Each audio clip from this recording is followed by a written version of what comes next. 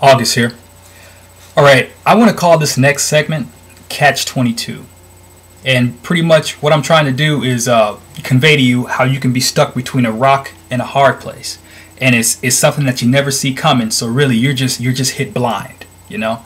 And that's what I'm here. Now, ironically, well, what I want to say is that this never happened to me, but in a sense, maybe it did, kind of, sort of. But I can say this, though. I can speak on it because I've seen it. I've witnessed it all the time. I mean, there hasn't an experience on a trail that I haven't seen it, which is why I'm going to go ahead and, make this a part of what I want to say to you. So, first of all, I used to have a saying. I mean, from all the way back in 1992. I wouldn't wish the Appalachian Trail on even my worst enemy.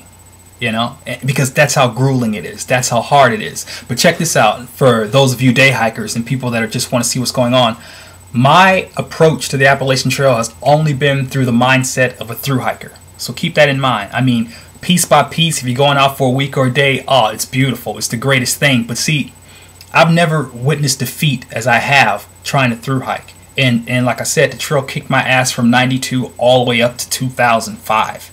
You know what I'm saying? And you got to think about this. I mean, I'm coming and I'm knowing.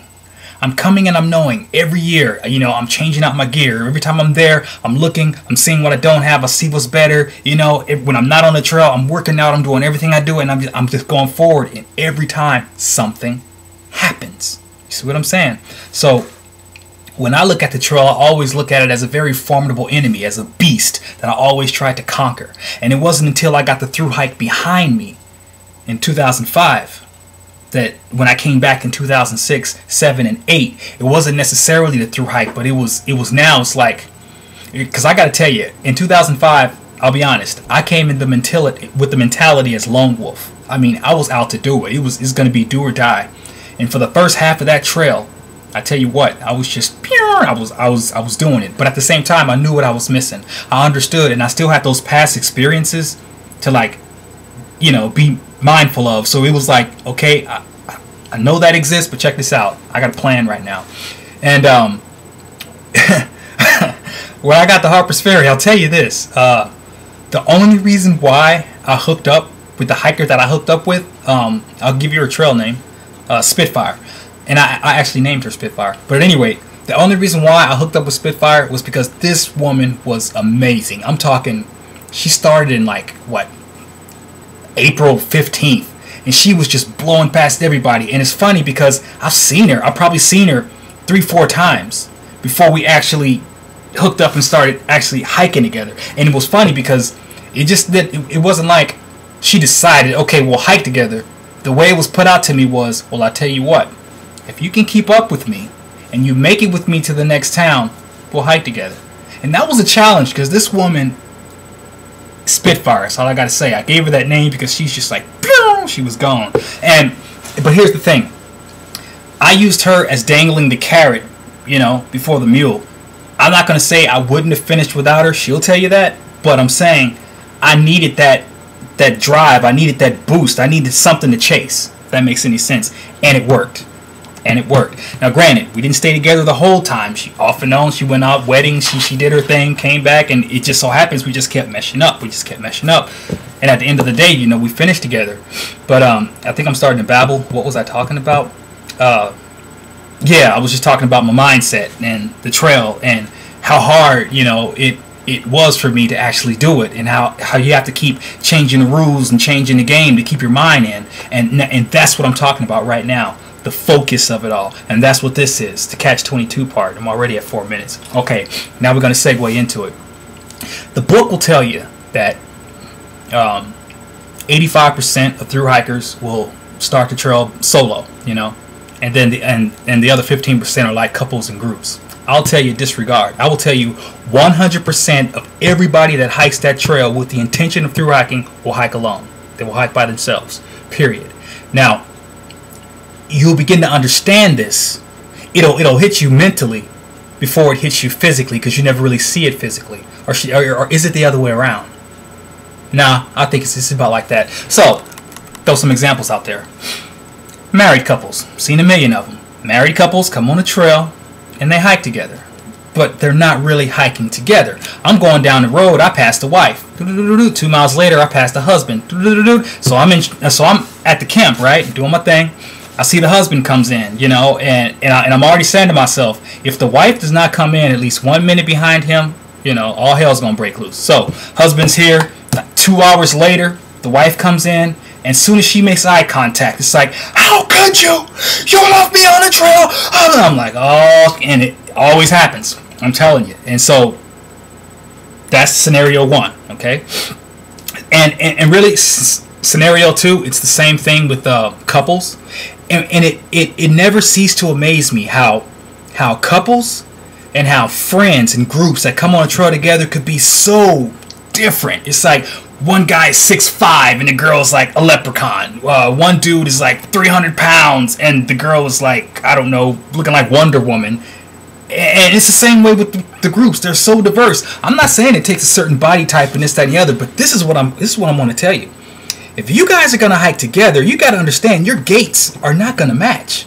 You know, real briefly, and I don't mean to get off the subject, but I was hiking with this one group just for a second. And it drove me crazy how much they stopped for breaks. It's like 5 minutes up, break, let's eat. Another 5 minute break, let's eat. And I kind of committed myself to it, but I said to myself, oh, hell no, this is not going to work out.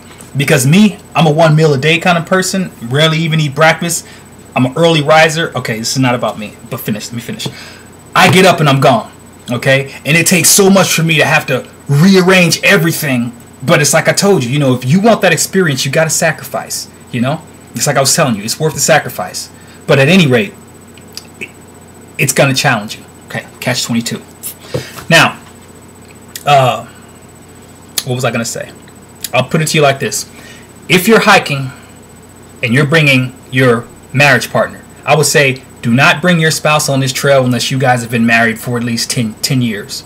Because when you got that kind of bond, and this is what I say, when you have that kind of bond, when one gets off the trail, the other will follow. Period. Okay? Now, couples.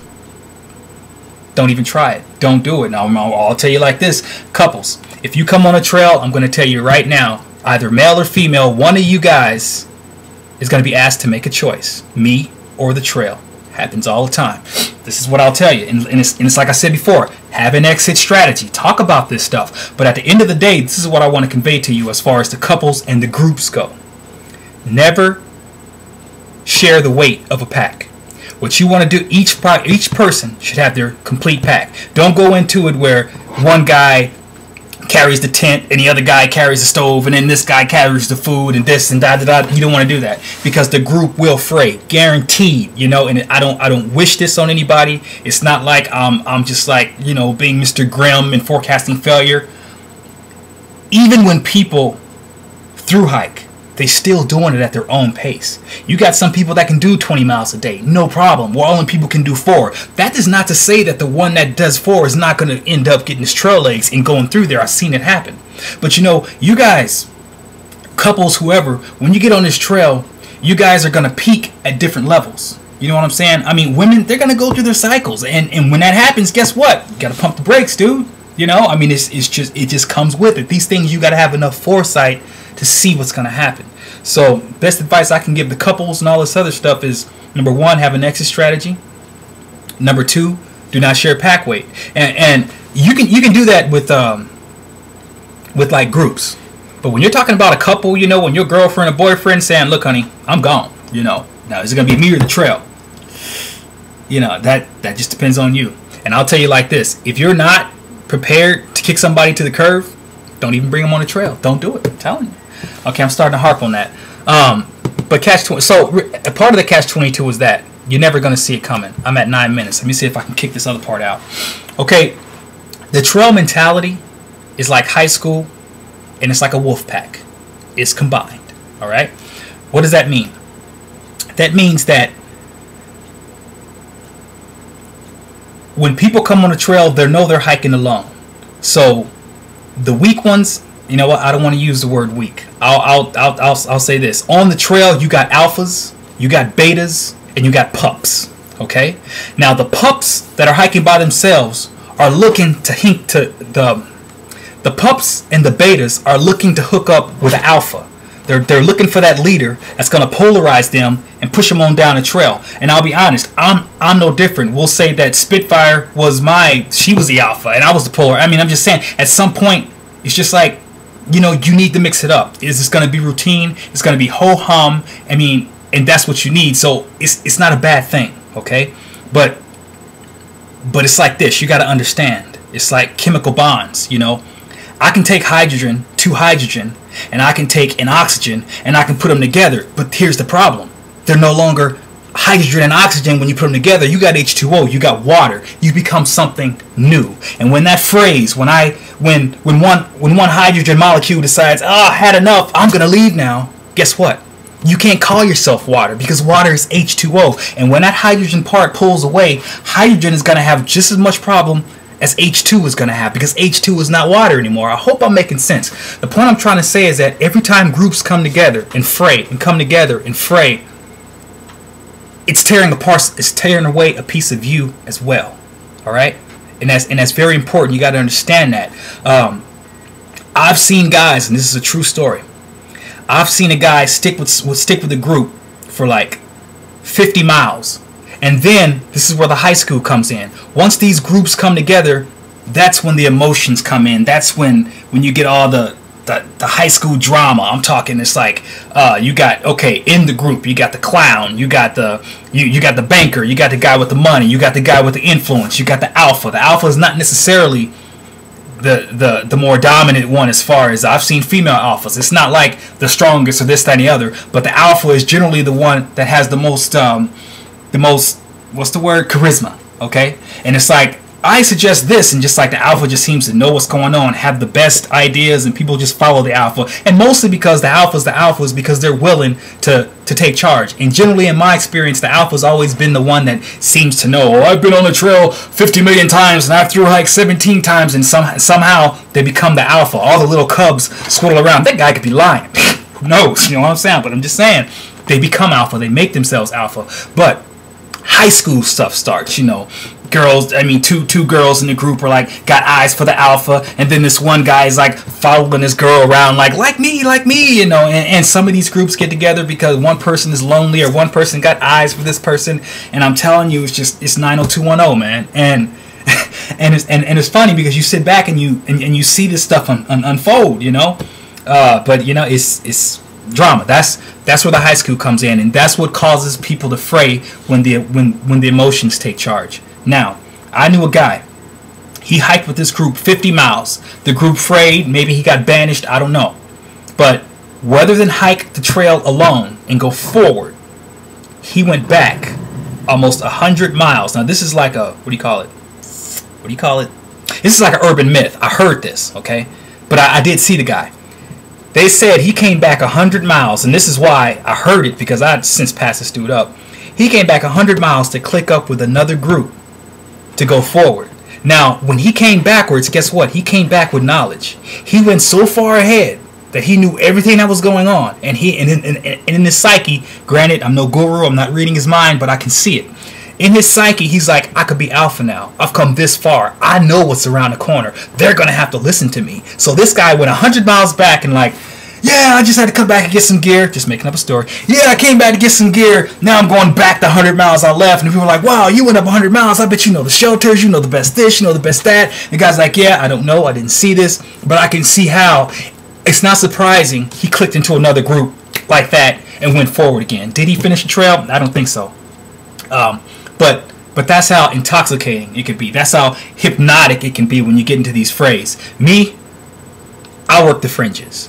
I stay on the outside because it's like I told you. At some point, you got to be an undercover agent. You know what I'm saying? You got to be a spy because you got to give. You got to share. And you're going to get sucked in. But you got to get sucked in knowing that, okay, it's undercover. You know what I'm saying? It's like I don't want to lose myself. But at the same time, I got to give enough of myself to experience something. Because, and you see it in the trail, and I won't call these people lone wolves. But you see these people, it's like they're in the shelter. They're there. But they're not. They're all huddled up and they got their light and they're looking at the book. Or, you know, you get the old school cat, and I totally understand. It's kind of hard to relate when you're like 30 decades is separating you. When you're 3 generations separated, it's kind of hard to relate. It's like we're at the trail and the Boy Scouts come in, you know, and you're sitting down there and these kids are asking you questions. I mean, it's great, but dude, there ain't no bonding there. You're just too far apart. And I can understand that with the old school hikers. You know, I'm old school myself. I'm 42. You know, and I can see it, and it's easy for me to stay on the fringes because I can see it, and I'm not judging it. When I was that age, I was right in the mix of it too, but yeah, you know, you don't want to be one of those hikers that are just sitting on the side that are there but not really there, you know, and I always feel for them, and that's what I do. If I have to give myself, I could be an alpha, but I don't wear that hat because I know the end result. If I had to label myself, I'm more of a shepherd. I look at the people. The old schools, the people on the side, the people that aren't cool enough to get into the group, that aren't adopted by the alpha group, then I'll go around and I kind of adopt them and I'll show them things and I'll tell them things. And you know what I'm saying? I'll help them out a little bit, you know. But it's not necessarily that I'm grabbing them, because when I get up and I go out the next day, hey, I'm doing 20 miles. If you can keep up, cool. You know, I give them the same ultimatum old girl gave me. You know, I'm doing my hike. I'm here to help you. This is what you need to know. This is what lies ahead. Maybe I'll see you at the next shelter. Maybe not. You know, and I'm gone. I'm not going to lynch myself like that. But groups is different. You got a Speedy Gonzalez in the group that want to go 20 miles. The alpha's like, no. You know, we're going to do 10. And they bow their heads, their tail between their legs. Okay, alpha, we'll do 10. And really you know what? That's what really crumbles groups anyway. People just get too tired of compromising. I'm at 16 minutes. I better call it. Let me think. Cover everything. Yeah, I think I did. No, actually I didn't. There's one more piece I want to say. I'm going to open with that piece, and then I'll go into the next one. Out here.